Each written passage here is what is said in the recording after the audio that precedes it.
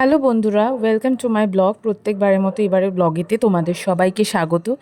আর প্রথমে তোমাদেরকে অনেক অনেক থ্যাঙ্কস যে তোমরা প্রত্যেকে আমার ব্লগ দেখছো আর ব্লগ দেখে আমাকে অনেক রকম প্রশ্ন করছো আর অনেক কিছু জিজ্ঞেস করছো, যেমন আমার লাইফের ব্যাপারে বা আমি কিভাবে অ্যাডজাস্ট করছি বা বিয়ের পরে কি করা যায়, যারা আর কি আনম্যারিড আছো, যে সমস্ত বোনেরা বা মেয়েরা, যে কী করে কী করছো তুমি, বা আমার হাজব্যান্ডকে নিয়েও অনেক কিছু তোমরা জিজ্ঞেস করো, দাদা কেমন টাইপের বা দাদা কেমন। আর আমি অনেক রকম ওকে নিয়ে ফানি পোস্ট করি, ক্যাপশন দিই যে ওর সাথে ও আমার নর্থ পোল সাউথ পোল, আমাদের মধ্যে সবসময় ঝগড়া হয়। এটা সত্যি কথাই যে ওর সাথে আমার মতের মিলটা খুবই কম হয়, কিন্তু আলটিমেটলি ওর সাথে আমি 4 বছর প্রেম করেছি আর বিবাহিত জীবন 3 বছর, সব মিলিয়ে ওকে আমি 7টা বছর ধরে ঝেলছি বা ও আমাকে ঝেলছে।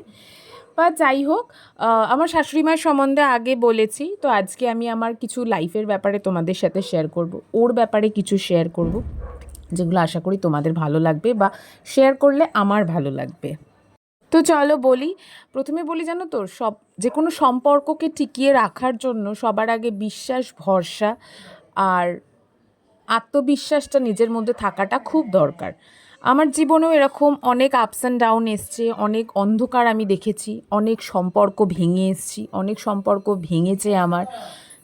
রাতের পর রাত আমি বালিশে মুখ চেপে কেঁদেছি। হয়তো তার মধ্যে একটা জিনিস ভালো ছিল, যেটা হচ্ছে আমি একটা ভালো জায়গায় কাজ করতাম, সেই কাজ করাটা বা সেই ভালো কাজটা পেয়ে আমার জীবনে কিছু দিনের জন্য যে আলোটা, সেটাও মানে তার পেছনে পুরো অবদানটা আমার হাজব্যান্ডের ছিল। যখন আমি প্রেম জীবনে ছিলাম, আমার জীবনের ওপর দিয়ে অনেক রকম ঝড় গেছে, অনেক রকম মানে কি বলবো, অনেক মানুষের কুকথা, অনেক মানুষের বাজে কথা শুনেছি, যারা আমার সামনে বলার ক্ষমতা পেত না, কারণ আমি ভীষণ স্পষ্টবাদী আর আমার রাগটা খুব বেশি, যেহেতু আমার চোখগুলো খুব বড় বড়।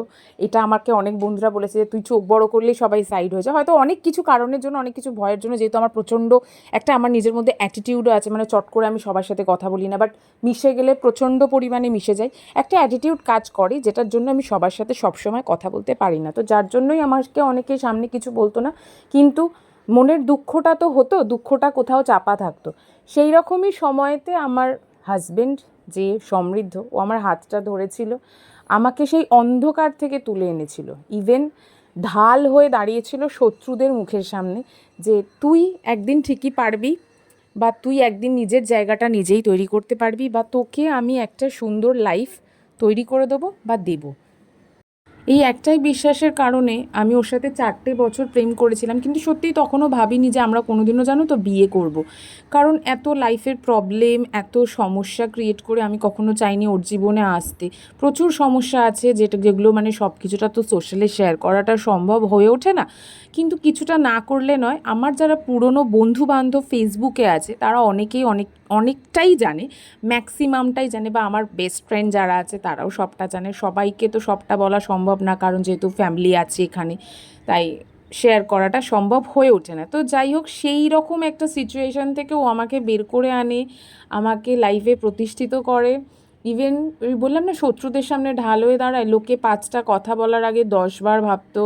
ইভেন ও জীবনে আসার পরে আমাকে সবাই তখন বলেছিল যে সেই শ্রেয়া, বা মানে 2012-13 শ্রেয়ার সাথে 2017-18 শ্রেয়ার মধ্যে আকাশ পাতাল তফাৎ। তারপরে এরকম প্রেম জীবন তো খুব ভালো কাটতে কাটতে 2021 সালটা আসে। 2021 সালেতে আমরা ডিসাইড করি বিয়ে করব। দুই ফ্যামিলি থেকে তৈরি হয় বিয়ে, মানে বিয়ের জন্য রাজি হয়।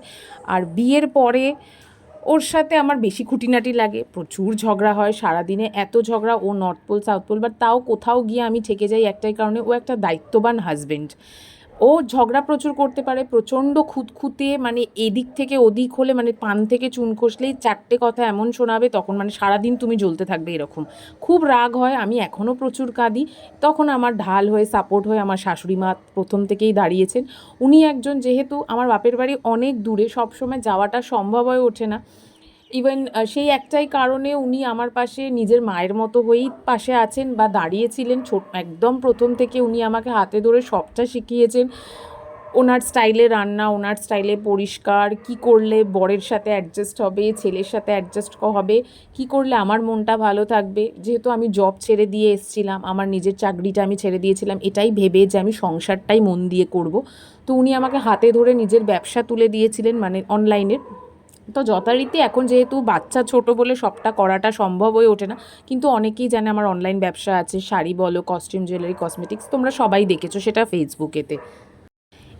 তো যাই হোক, এই সবটা মিলিয়েই আমি এখন সংসার করছি। আর সংসারের মধ্যে অ্যাডজাস্টমেন্ট বলি, প্রথম দিকটা আমার এই বাড়িতে এসে একটু অসুবিধে হয়েছিল, মানে হুট করে একটা ফ্যামিলিতে আসা অনেক দিন বাদে। আর বিবাহিত জীবনে সবটা দায়িত্ব নিতে পারবো কি না, কারণ আমি সবসময় বাইরে থাকতাম, সেরকম কাজকর্ম কিছু করতাম না ঘরের। বাট এখানে এসে আমার সত্যি কোনো অসুবিধা হয়নি। আর শাশুড়ি মা কেমন হবে, প্রথম দিকটা তো মানে বিয়ের প্রথমে আগে মানে প্রেম জীবনে তো খুব ভালো থাকে, মানে সবাই ভালো থাকে, বিয়ের পর কেমন হয়, বিয়ের পরেই বরঞ্চ আমার হাজব্যান্ডের মধ্যে অনেক পরিবর্তন এসছে, যেটা একটা পুরুষের হয়ে থাকে, অনেক প্রেশার, সন্তান হয়েছে, তার একটা দায়িত্ব, এই সব কিছু নিয়ে ও একটু ব্যস্ত হয়ে পড়েছে। তবে ঠিক আছে, চালিয়ে নিতে হয়। আর মেয়েদের অ্যাডজাস্টমেন্ট বলতে আমি মানে যথেষ্ট চেষ্টা করেছি, বা যতটা পারি এখনও চেষ্টা করি 100-200% দেওয়ার। মানে বড়োদের এখানে যারা, মানে এখানে আমার বড়রা বলতে শাশুড়ি মা আর শ্বশুর মশাই আর হাজব্যান্ড, 3জন। ওনাদের কি করে, ওদের কখন কি লাগবে, ওদের কখন কি দরকার পড়বে, সবটা আমি দেখে রাখি। আমার নিজের সম্পূর্ণটা স্যাক্রিফাইস করে আমি ঘরে থেকেছি বা ঘরে থাকি, বা সন্তানকেও দেখছি হয়তো। আর সবটা নিজের দায়িত্বে নিয়ে করি, মানে সংসারে যা যা খুঁটিনাটি কাজ সবটা আমি করি। একদম শাশুড়ি মাকে বলতে গেলে আমি পুরোটাই ওনাকে বলেছি, তুমি আর কিচ্ছু করবে না মা, আমি যখন এসেছি সম্পূর্ণ আমি তোমার সাথে আছি। এবার এটা তোমরা শুনলে অনেকেই বলবে যে সব ঘরে শাশুড়িরা সমান হয় না, সব কিছু করেও মন পাওয়া যায় না, এটা একদম পরিষ্কার কথা। শাশুড়িদেরকেও দরকার মানে ছেলের বউদের পাশে থাকা, না হলে দুজন সমান না হলে কোনোদিনও একটা সংসার টেকে না। আজকে এটা সত্যি কথা, আমার হয়তো কোথাও কার্মিক ভালো ছিল বলে আমি ওনার মতো মানুষ পেয়েছি। তো যাই হোক, এইভাবেই স্ট্রাগল লাইফ করে আমি এগিয়েছি। আর স্ট্রাগল এখনও আমার জীবনে আছে। এখন বড় স্ট্রাগল হচ্ছে আমার মেয়েকে বড় করা, মেয়েকে একটা ভালো মানুষের মতো মানুষ করা। সত্যি কথা বলতে হয়তো আমার লাইফে সেই আগের মতো আমার জবটা নেই, অত ভালো টাকার স্যালারি নেই, অনেক কিছু হয়তো আমি করতে এখন পারি না, করার আগে আমাকে 10বার ভাবতে হয়, যেহেতু আমার সন্তান আছে, এটা সব মায়েরাই ভেবে থাকে। তবে বলবো তখন হয়তো সুখ ছিল, এখন আমার শান্তি আছে, শান্তির মধ্যে আমি সুখটাকে খুঁজে নিই। কারণ আমাকে এখন কোনো কিছুর চিন্তা করতে হয় না, আমার এখন মাথার মধ্যে বাজে বার্ডেন, লোনের চিন্তা নেই, মেয়ের দুধের চিন্তা করতে হয় না, মেয়ের ড্রেসের চিন্তা করতে হয় না, মেয়ে কোন স্কুলে পড়তে হবে সেটারও আমাকে চিন্তা করতে হবে না, আশা করছি কোনো দিনও। সংসারে পয়সা দেওয়ার কথা চিন্তা হয় না, সবটাই আমার ওই 3জন আমাকে করে দেয়, আমার হাজব্যান্ড, আমার শাশুড়ি মা, আমার শ্বশুরমশাই। ইভেন আমার কিসে ভালো লাগবে, বা আমার কিসে মন ভালো হবে, বা আমার কটা ড্রেস পরলে ভালো লাগবে, সবটা দেওয়ার ওনারা চেষ্টা করে।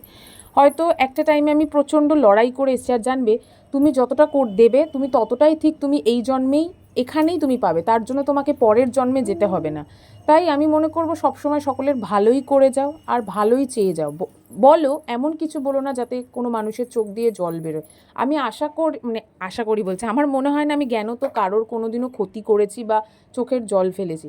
হয়তো তার জন্যই বড় মা আমার পাশে ছিলেন বা এখনও আছেন, শিব বাবা আমার পাশে আছেন, তাই হয়তো আমি আমার এই লাইফটা পেয়েছি, সন্তান পেয়েছি, সংসার পেয়েছি, স্বামী পেয়েছি।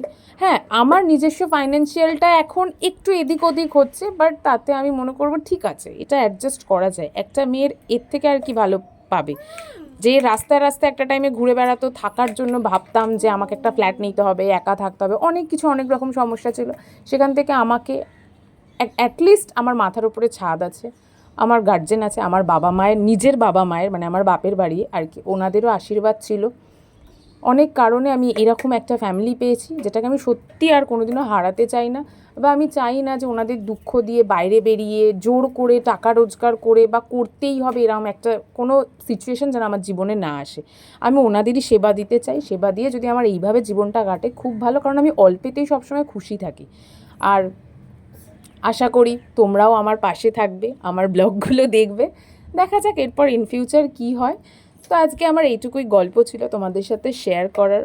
তোমরাও স্ট্রাগল করো, একদিন স্ট্রাগলের ভালো গুণ তোমরাও পাবে, এগিয়ে যাও, ভালো কর্ম করে যাও, এটাই সবসময় তোমাদেরকে বলবো। আর আজকে আমি স্পেশাল বিরিয়ানি বানিয়েছিলাম, যেটা রেসিপি তোমাদের সাথে আমি অন্য একদিন শেয়ার করবো। চলো আজকের মতো এখানে টাটা।